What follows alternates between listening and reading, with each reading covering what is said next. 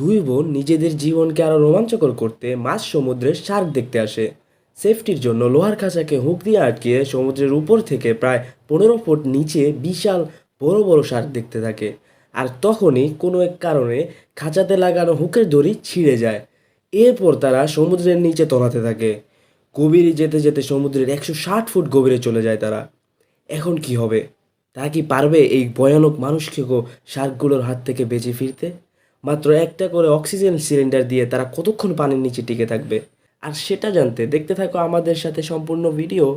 মুভির শুরুতে আমাদের দুজন বোনকে দেখানো হয় যারা সুইমিং করে সময় কাটাচ্ছে। এর নাম হলো কেট। কেট হলো ছোট বোন, আর বড় বোনের নাম হলো লিসা। তারা ছুটি কাটাতে এসেছে মেক্সিকোতে। তোমাদের বলে রাখি, মেক্সিকো কিন্তু অনেক সুন্দর জায়গা। লিসার একজন বয়ফ্রেন্ড ছিল, নাম স্টুয়ার্ট।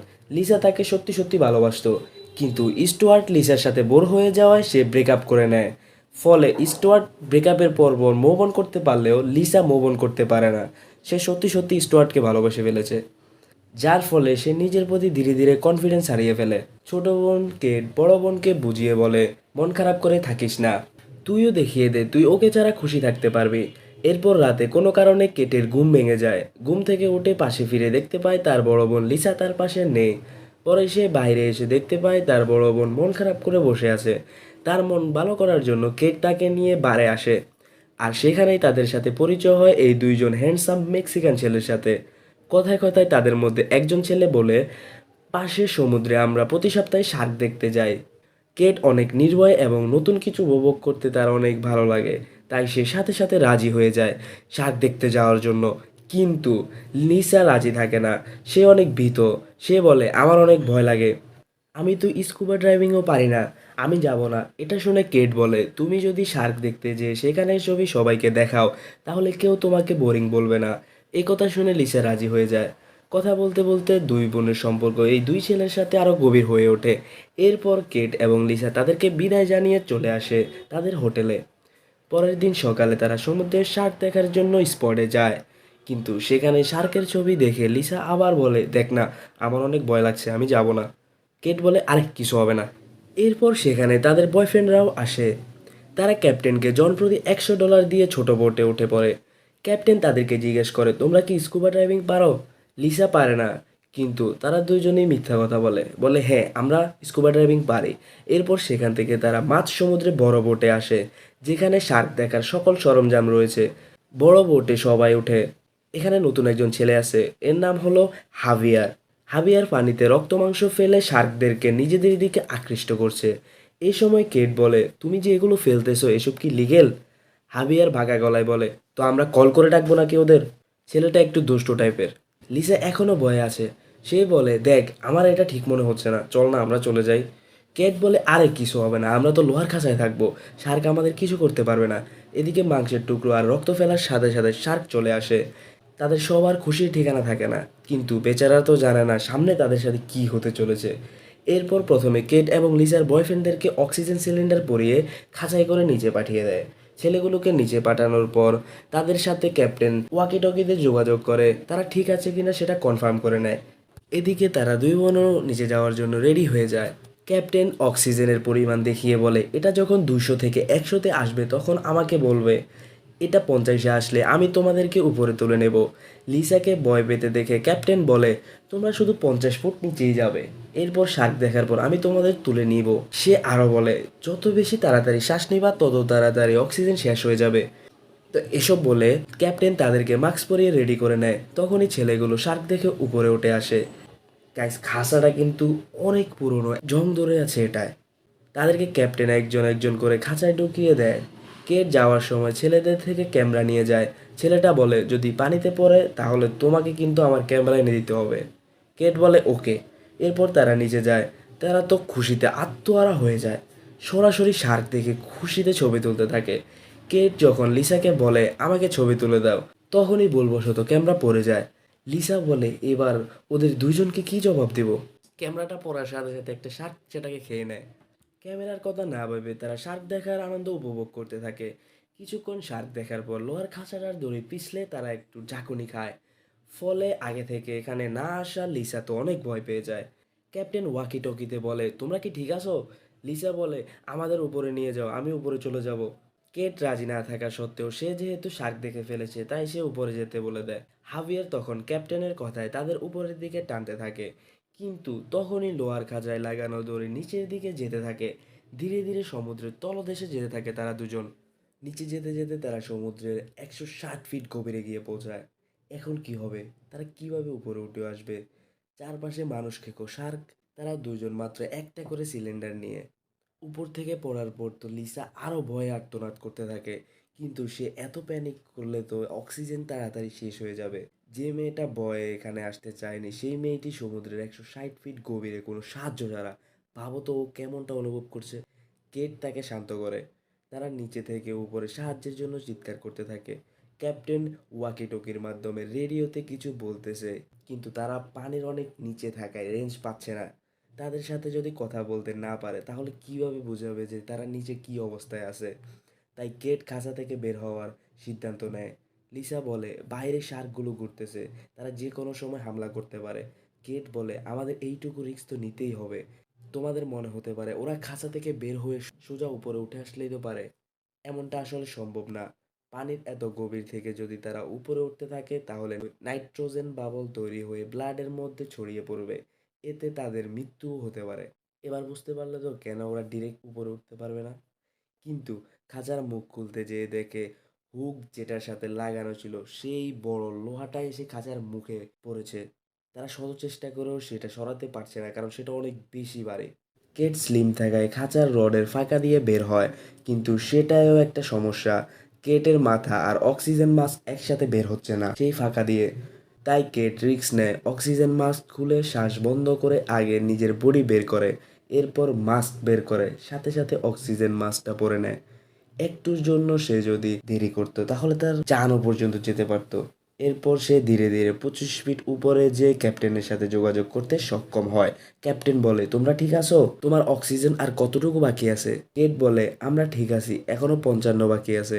আমরা 160 ফুট নিচে আছি, সেখান থেকে 25 ফিট উপরে এসে তোমার সাথে কথা বলতেছি। তুমি তুমি আমাদেরকে সাহায্য করো। ক্যাপ্টেন বলে, তুমি তাড়াতাড়ি লোহার খাঁচায় যাও, ওখানে শার্ক তোমার কিছু করতে পারবে না।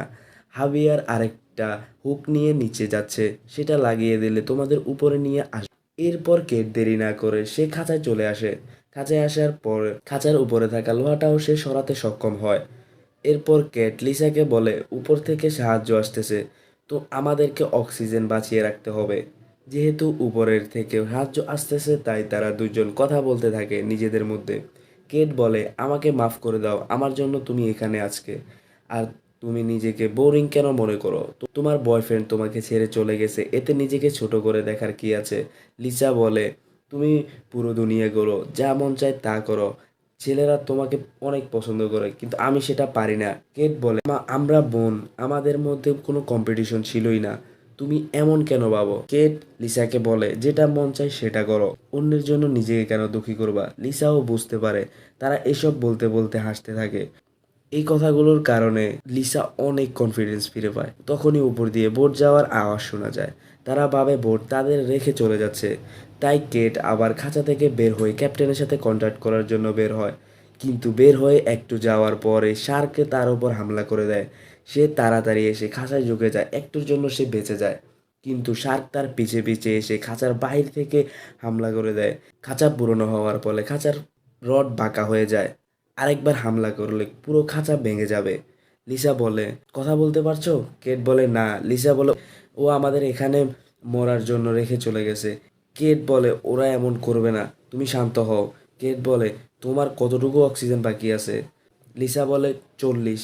কেট বলে, ভয় পেও না, আমাদের কিছু হবে না, সব ঠিক হয়ে যাবে। এরপর তারা হাভিয়ারকে দেখতে পায়। সে লাইট নিয়ে অনেক দূরে তাদেরকে খুঁজছে। এখন যদি তাকে বলতে না পারে যে তারা কোন জায়গায় আছে তাহলে তারা কখনোই আর উপরে যেতে পারবে না। তা কেটের মাত্র 17 বাকি আছে অক্সিজেন। তাই লিসা যাবে বলে সিদ্ধান্ত নেয়। কেট বলে, মাটির কাছাকাছি থেকো, ওখানে শার্ক তোমাকে হামলা করতে পারবে না। তখনই একটা শার্ক তার উপর হামলা করে দেয়, কিন্তু সে দুই পাথরের মাঝখানে আশ্রয় নিয়ে বেঁচে যায়। এরপর শার্ক গেলে সে আবার হাভিয়ারের দিকে যেতে থাকে, কিন্তু সেখানে অনেক বড় গর্ত দেখে লিসা অনেক ভয় পেয়ে যায়। কিন্তু কেট তাকে সাহস যোগায়। কিছু দূর যেতেই সে হাভিয়ারকে দেখতে পায়, কিন্তু তখনই একটা শার্ক এসে হাভিয়ারকে মেরে দেয়। এদিকে শার্কের ভয়ে লিসা রাস্তা ভুলে যায়। কেট খাঁচার মধ্যে আওয়াজ করে, তাকে দিক নির্দেশনা দেয়। সে হাবিয়ারের নতুন আনা হুক সহ সে খাঁচায় আসতে সক্ষম হয়, কিন্তু দড়িটা অনেক চিকন আগের তুলনায়। তবুও লিসা উপরে যেয়ে ক্যাপ্টেনকে বলে তাদের খাঁচা টানতে, এবং হাবিয়ার যে বেঁচে নেই সেই বিষয়টাও জানায়। এরপর দুই বোনকে উপরে ওঠানো হয় ধীরে ধীরে। তারা তো অনেক খুশি, কিন্তু সেই খুশি বেশিক্ষণ থাকে না। প্রায় জমিন থেকে 60 ফুট উপরে খাঁচার ওজন চিকন দড়িটা নিতে পারে না। ফলে তারা দড়ি ছিঁড়ে নিচের দিকে পড়তে থাকে। আবার এবার লিসার পা খাঁচার নিচে আটকে যায়। তারা চেষ্টা করেও পারছে না খাঁচা থেকে। লিসা গিয়ে এই বিষয়টা ক্যাপ্টেনকে জানায়। এইদিকে অক্সিজেনও শেষ হয়ে যাচ্ছে। উপরে ক্যাপ্টেনকে এটা জানায়, কিন্তু ক্যাপ্টেন বলে আমি নিচে অক্সিজেন পাঠাচ্ছি। অক্সিজেনটা আমি আগে দেই নাই, কারণ সিলিন্ডার চেঞ্জ করলে হ্যালুসিনেশন হয়, মানুষ আজব রকম চিন্তা আচরণ করে। আমি কোস্টগার্ডদের খবর করে দিয়েছি, তারা আসতে 1 ঘন্টা লাগবে। লিসা তো ভয়ে শেষ, কিন্তু কেট তাকে শান্ত করে। এরপর তাদের জন্য ক্যাপ্টেন সিলিন্ডার পাঠায়। কেটের মাত্র আর 2% বাকি আছে। সে আগেরটা খুলে নতুন সিলিন্ডার লাগিয়ে নেয়। সিলিন্ডারের সাথে ওয়াটার ফ্লেয়ার গানও দিয়েছে, যাতে তারা তাদের লোকেশন জানাতে পারে। এইসব নিয়ে যখন কেট খাঁচার দিকে আসছিল, তখন শার্ক এসে তাকে সেখান থেকে কামড়িয়ে নিয়ে যায়। এরপর লিসা বুঝতে পারে তাকে আর কেউ হেল্প করতে আসবে না। এদিকে তার অক্সিজেন চাইলে এসে পৌঁছেছে। তার পা আটকে থাকায় সে শার্কের শিকার করার সুই দিয়ে সিলিন্ডারটি নেয়। এরপর সে অক্সিজেন সিলিন্ডার চেঞ্জ করে। তখনই কেট রেডিওতে তার সাথে যোগাযোগ করে। সে বলে তাকে অনেকগুলো শার্ক ঘিরে আছে, তার অনেক রক্ত বের হচ্ছে, তার অক্সিজেন 30 বাকি আছে মাত্র। এরপর লিসা কেটকে বাঁচানোর জন্য তার লাইফ জ্যাকেট খুলে খাঁচার নিচে রেখে সেটার ভিতরে সিলিন্ডার দিয়ে আরো অক্সিজেন ভরে খাঁচাটাকে উপরের দিকে তোলে। খাঁচা আর বেশি উপরে উঠবে না, কিন্তু তার পা এখনো লোহার সাথে লেগে আছে। তাই সে তার পা টান দেয়, ফলে লোহার সাথে লেগে থাকা পা ছিঁড়ে যায়। সে যন্ত্রণায় চিৎকার করতে থাকে। অবশেষে সে খাঁচা থেকে বের হতে সক্ষম হয়। কেট লিসার হাতে থাকা লাইট দেখে বলে এই বরাবর আসো। এসে দেখতে পায় কেটের অনেক রক্ত ঝরতেছে। লিসা তখনই এই অবস্থা দেখে উপরে যাওয়ার সিদ্ধান্ত নেয়, ক্যাপ্টেন না করার পরেও। তারা 60 ফুট উপরে এসে কিছুক্ষণের জন্য রেস্ট নেয়, আবার উপরে উঠতে শুরু করে। তারা শার্ক থেকে বাঁচার জন্য ফ্লেয়ার গান ইউজ করে। শার্ক ফ্লেয়ার গান ভয় পায়, কিন্তু একটা ফ্লেয়ার গান শেষ হওয়ার পর নতুন একটা যখন দৌড়াইতে যাবে, তখন বাকি ফ্লেয়ার গানগুলো হাত থেকে পড়ে যায়। এটাই লাস্ট, এটা দিয়ে উপরে যেতে না পারে তাহলে তাদের খেলা এখানেই শেষ। অনেক কষ্টে তারা উপরে আসে, কিন্তু রক্ত বের হওয়ার কারণে শার্ক এখনো তাদের পিছে। ক্যাপ্টেন উপর থেকে হাওয়া ভরা টিউব নিক্ষেপ করে।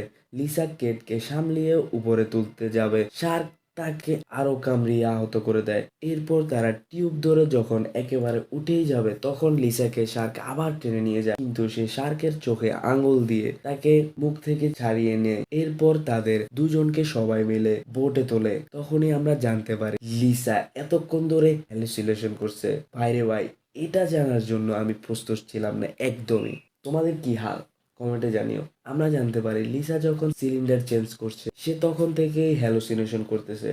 সে আসলে খাঁচা থেকে নিজের পা এখনো বের করতেই পারেনি।